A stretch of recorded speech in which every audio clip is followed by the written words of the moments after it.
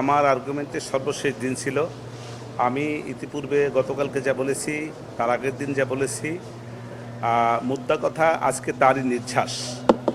আমার কাছে যেটা মনে হয়েছে যে আমার আসামিদের বিরুদ্ধে যে জিনিসটা সবচেয়ে বেশি বড় এলিগেশন, সেটা হলো আমি নির্দেশদাতা।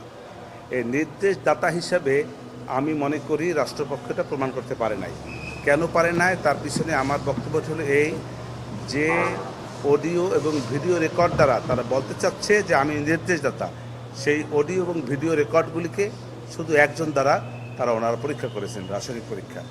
এই ফরেন্সিক পরীক্ষাটা যদি আরেকটা প্রতিষ্ঠান দিয়ে ক্রস ম্যাচিং করা হইতো, তাইলে আমি এখানে বিশ্বাস্য মনে করতাম। যেহেতু এই অন্য কোনো প্রতিষ্ঠান দ্বারা এটাকে ক্রস ম্যাচিং করা হয় নাই, শুধু একজনের দ্বারা সেটাকে, এবং তারা কে, প্রত্যেকেই রাষ্ট্রের, প্রসিকিউশন রাষ্ট্র, যারা এই পরীক্ষা করেছে তারাও রাষ্ট্র, এবং তার রাষ্ট্রের সবাই একই সংমিশ্রণ, রাষ্ট্রের আরেকটি প্রতিষ্ঠান। অতএব রাষ্ট্রের সঙ্গে রাষ্ট্রের যে প্রতিষ্ঠানের একটি যা চাইবে সেটাই দিবে, এটাই স্বাভাবিক কথা। অতএব যে সমস্ত সাক্ষীরা সে ফরেন্সিক রিপোর্ট দাখিল করেছে, সেই ফরেন্সিক রিপোর্টগুলি অগ্রাহ্য হইবে বলে আমি মনে করি। এছাড়া রাজাকারের নাতিপতি উস্কানি, এই উস্কানির জায়গায় আমার বক্তব্য ছিল এরকমের যে ছাত্রছাত্রীরা এই বক্তব্যটাকে ভুলভাবে নিয়েছে। উনি ছাত্রছাত্রীদেরকে রাজাকার নাতিপতি বলেন নাই, কারণ বর্তমানে যারা যে সমস্ত ছেলেরা আন্দোলন করেছে,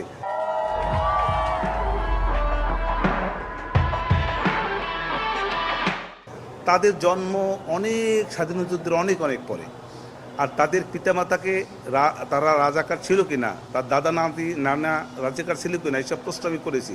সবাই বলেছে যে আমরা কেউ রাজাকারের নাতিপতিও না এবং রাজাকারের সন্তানও না।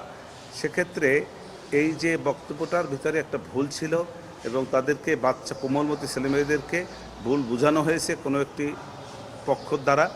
এবং এই যে টোটাল আন্দোলনটা, সেইটা যে একটা ডিজাইন, শেখ হাসিনাকে যে পদত্যাগ করানোর জন্য তাকে বাধ্য করা, এই রাষ্ট্র ক্ষমতা থেকে সরানোর বাধ্য করানোর যে একটা প্রচেষ্টা দীর্ঘদিনের ছিল সেটা, এবং সেটার প্রমাণ হলে এইটা, নাহিদ ইসলাম 4 তারিখে কিভাবে বুঝলো যে 5 তারিখে এই সরকারের পতন হবে।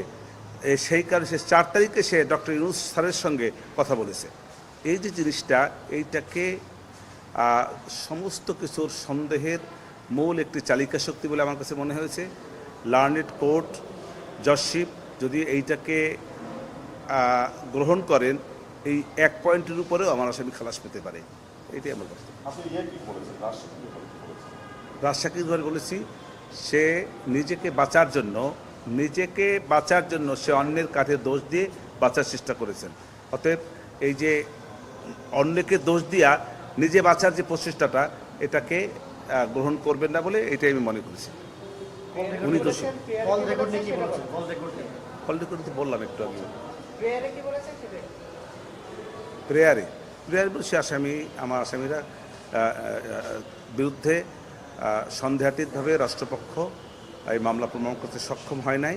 এই সক্ষম না হওয়ার কারণে আমার আসামিরা খালাস পাবে।